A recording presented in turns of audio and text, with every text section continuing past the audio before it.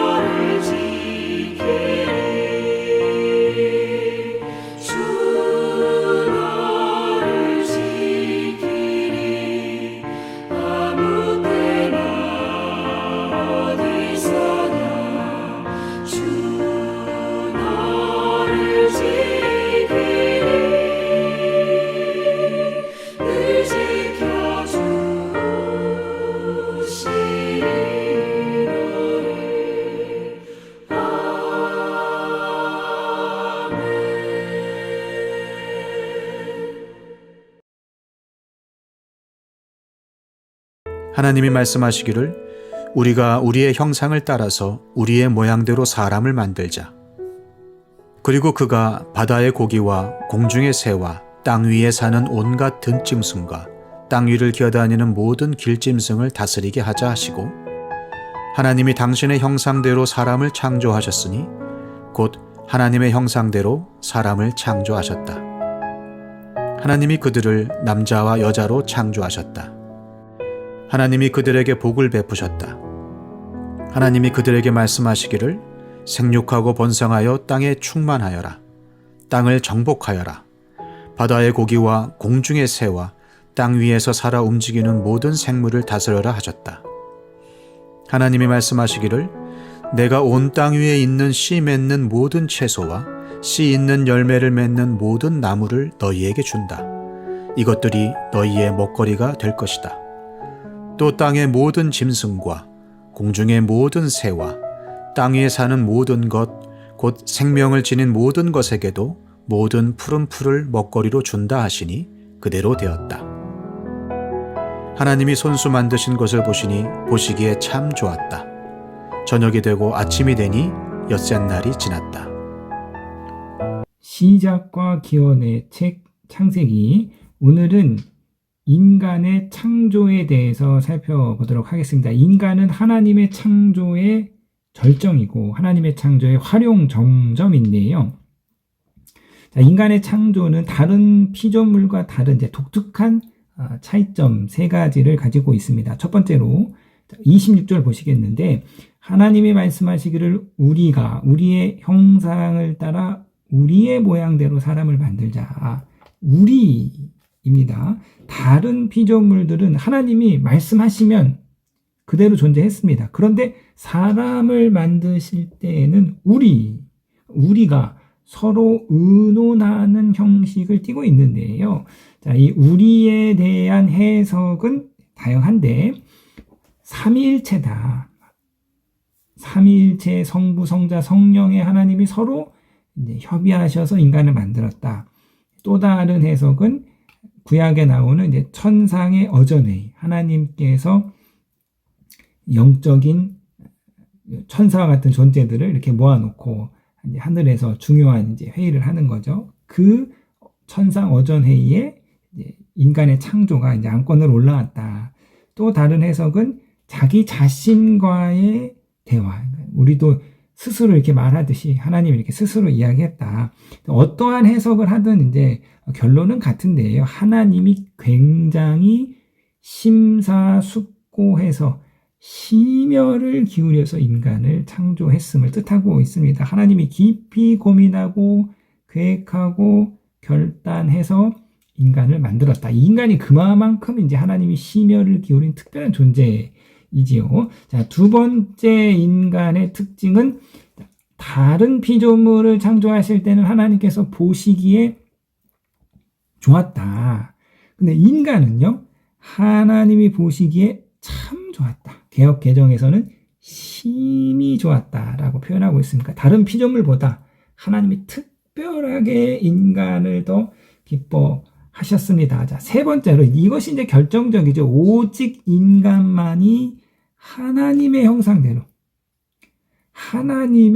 형상대로 창조되었습니다. 다른 피조물들은요, 그냥 그 종류대로 창조되었어요. 근데 인간만 하나님의 형상대로 창조되었습니다. 이처럼 인간은 다른 피조물과는 확연하게 구별되는 아주 특별한 존재임을 우리 가운데 성경이 보여주고 있습니다.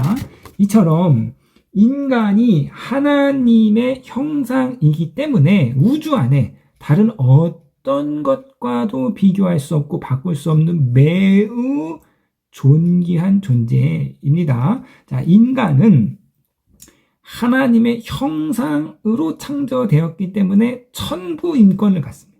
그러니까 모든 사람은 다 하나님의 형상으로 태어나는 거예요. 그러니까 인간은 태어나면서부터 그 누구에게도 침해받을 수 없는 하나님이 부여한 기본적인 권리를 갖게 됩니다. 아담과 하와가 범죄하였음에도 불구하고 하나님의 형상이 철폐되거나 삭제되거나 무효화되지 않았어요.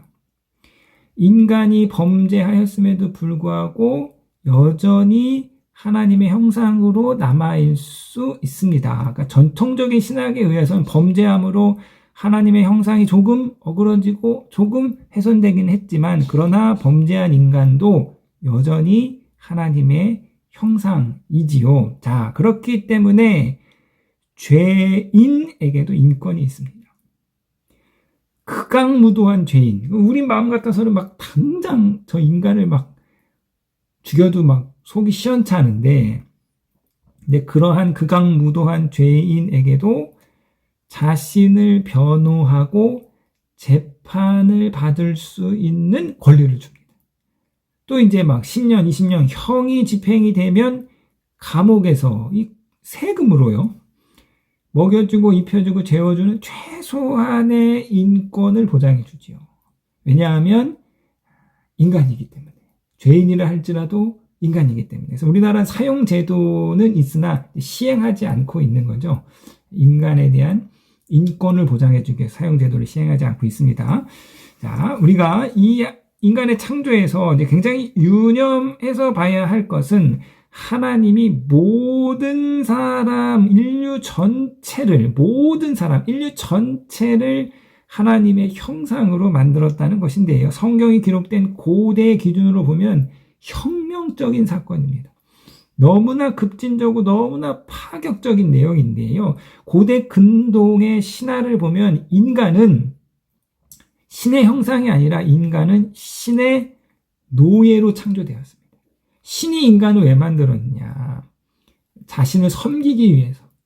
신이 해야 할 노동을 대신해야 하는 존재로 인간을 만든 거예요. 그리고 오직 왕만 신의 형상으로 태어났습니다. 왕은 신의 아들이고 신의 자녀인 거죠. 그러니까 일반 백성이 신의 아들이고 신의 형상인 왕을 섬기는 것은, 왕의 노예처럼 살아가는 것은 고대 세계관에 있어서는 너무나 당연한 일이었죠. 그런데 창세기는 아니야. 인간은 누구나 다 그 자체로 신의 형상이야.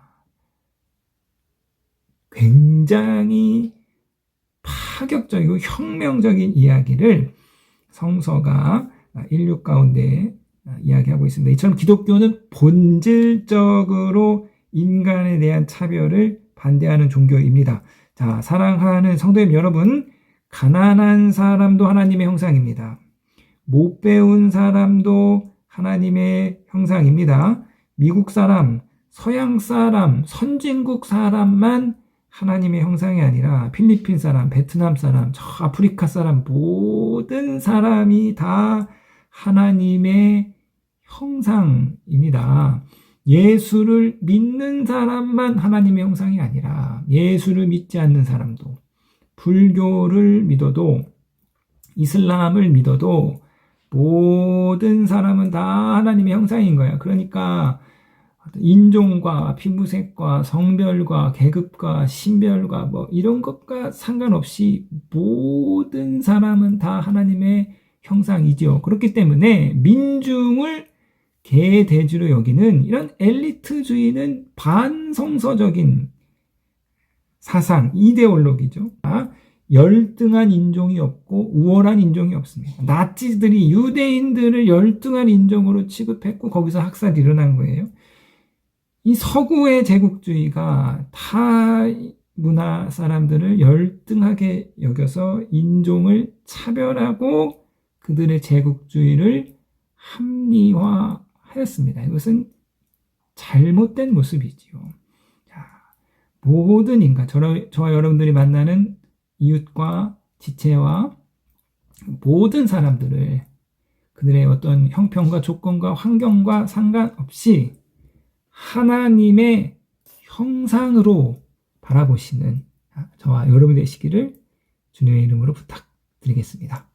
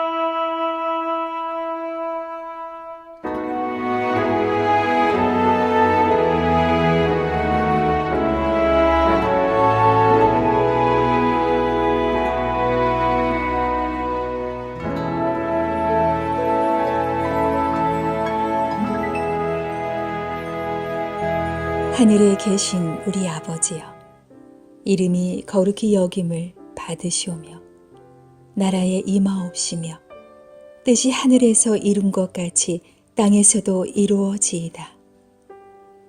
오늘날 우리에게 일용할 양식을 주옵시고 우리가 우리에게 죄 지은 자를 사하여 준 것 같이 우리 죄를 사하여 주옵시고 우리를 시험에 들게 하지 마옵시고 다만 악에서 구하옵소서. 대개 나라와 권세와 영광이 아버지께 영원히 있사옵나이다. 아멘.